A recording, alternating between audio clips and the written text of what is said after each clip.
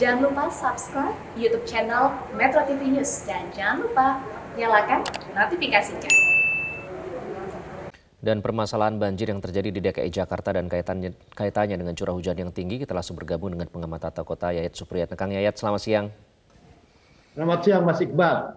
Kang Yayat tadi sudah melihat sekilas update banjir yang terjadi di sejumlah wilayah di DKI Jakarta.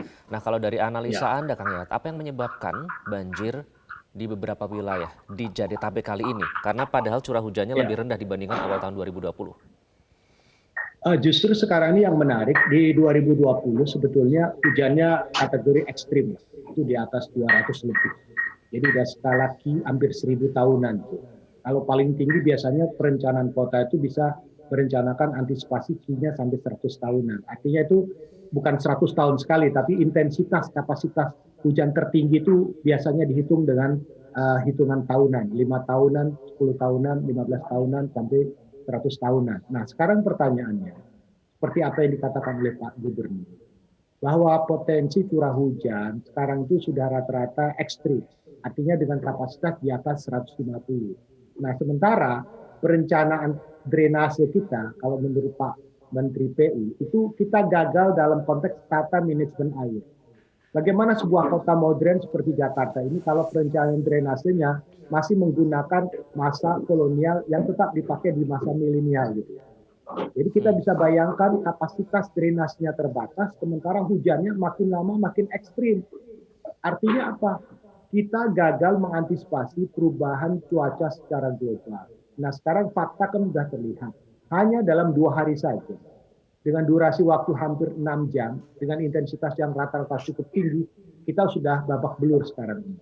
Jadi pertanyaannya, apa yang harus kita lakukan? Yang harus kita lakukan tidak boleh berwacana lagi, tidak boleh setengah-setengah lagi. Jadi penanganan banjir kalau hujannya ekstrim, ya mungkin kita harus merubah pola-pola lama yang selama ini hanya berbasis kepada sumber resapan, pompa, sementara hujannya itu sudah semakin besar. Jadi pertanyaan kita adalah bagaimana menyikapi persoalan dalam 2 hari ke depan yang menurut ramalan dari BMKG itu potensi hujan ekstrimnya akan terjadi lagi. Nah, bagaimana cara kita untuk mendorong kewaspadaan pada kawasan-kawasan yang sama sekali sudah sulit untuk diatasi seperti di Cipinang Melayu atau juga beberapa kawasan seperti di Kemang. Saya prihatin dengan di Kemang karena itu kawasan bisnis. Kita tak terbayangkan orang sudah berbisnis, tahu-tahu propertinya jatuh karena harga properti bisa saja anjlok gara-gara banjir. Itu Kang Yayat yang mungkin membuat pertanyaan selanjutnya, kawasan-kawasan yang sebelumnya tidak pernah banjir setinggi itu, tiba-tiba kali ini dilanda banjir dan dampaknya cukup parah. Nanti kita akan bahas lebih lanjut ya Kang Yayat, kita harus jeda terlebih dahulu. Kita akan lanjutkan perbincangan, usai jeda tetaplah bersama kami di Metro Siang.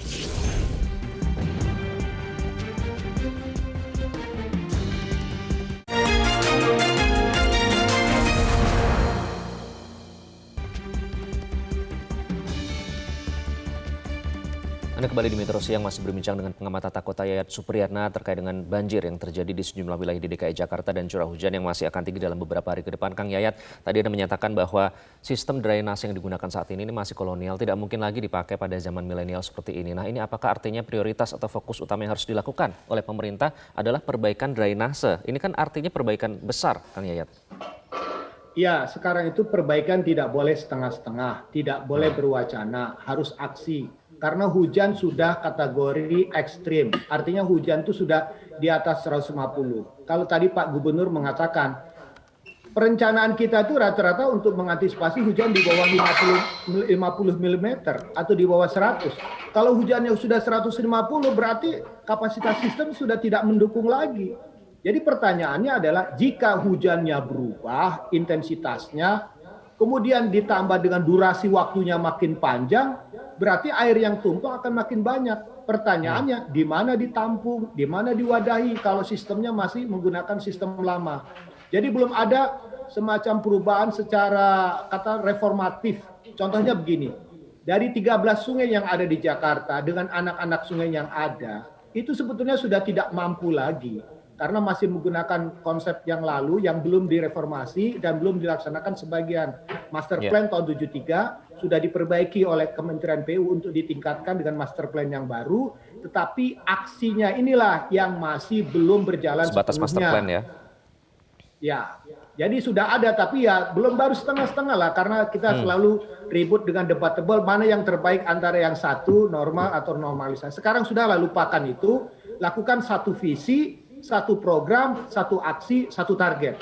Jadi tidak satu ke kiri, satu ke kanan lagi. Karena persoalan banjir ini kalau tidak ditangani, maka seumur hidup orang akan menghadapi bencana setiap tahunnya pada lokasi-lokasi yang paling rawan dengan banjir. Nah, dikhawatirkan ini akan terjadi lagi tanggal 23 sampai 24, artinya besok dan lusa, Kang Yayat. Diprediksi curah hujan akan tinggi. Nah, ini dikhawatirkan akan terjadi banjir lagi.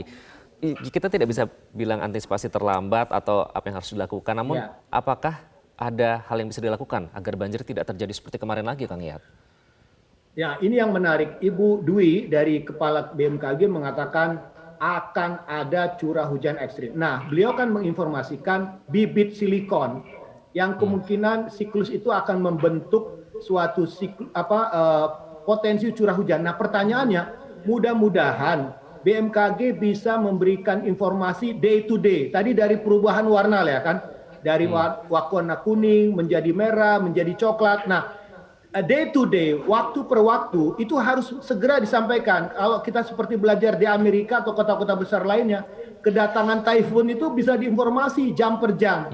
Nah, informasi cuaca dalam bentuk warna, peta yang lengkap, dan kemudian disebar ke masyarakat melalui lembaga resmi yang dapat bertanggung jawab, misalnya dalam ini BMKG, maka otomatis masyarakat pun tahu. Nah, kedua, pola penyebarannya. Apakah di Jakarta atau sampai ke Jabodetabek sekitarnya. Kalau misalnya Bogor mengalami hujan ekstrim juga, ini otomatis berarti Jakarta harus waspada. Jadi kita belajar dari tahun 2020 di awal Januari, ketika cuaca ekstrim ini merata di seluruh wilayah Jabodetabek. Artinya apa? Banjirnya akan lebih parah dari kejadian yang akan terjadi kemarin 2 hari yang lalu. Nah, sekarang kan cuaca cukup cerah.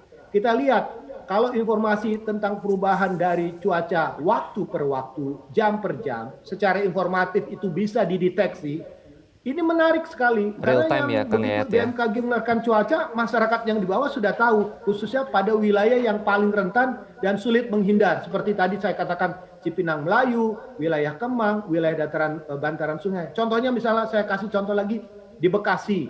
Di Bekasi itu mengapa hampir semua perumahan terkena terdampak banjir? Hasil analisis saya terhadap peta ruangnya, semua perumahan itu berada di daerah bantaran sungai. Yang menjadi pertanyaan, yang memprotek kawasan perumahan itu ternyata bukan tanggul, tapi tembok. Jadi kemarin perubahan yang jebol besar itu, kita tidak mendeteksi apakah tembok-temboknya, tanggul-tanggulnya masih bagus atau tidak. Di Kemang lagi diperiksa, apakah sungai yang meluap itu memiliki tanggul atau tidak. Jadi pada wilayah yang di sekitar bantaran sungai, tolong kita kerjasama dari pemerintah daerah, Kementerian PUPR atau instansi lain, petakan ya, di mana kira-kira kerawanan yang paling rentan, kemungkinan akibat luapan sungai karena curah hujan yang tinggi, potensi tanggul itu jebol atau rubuh. Kita belajar dari kasus yang Citarum sekarang dan kasus yang terjadi di Bekasi. Jangan sampai nanti setelah sudah terlambat baru dicek gitu, baru ketahuan ternyata tembok yang bukan tanggul. Selama ini tata kota juga harus diperhatikan. Kang Yayat, terima kasih ya sudah bergabung dengan Metro Siang. Yayat Supriyatna, pengamat tata kota.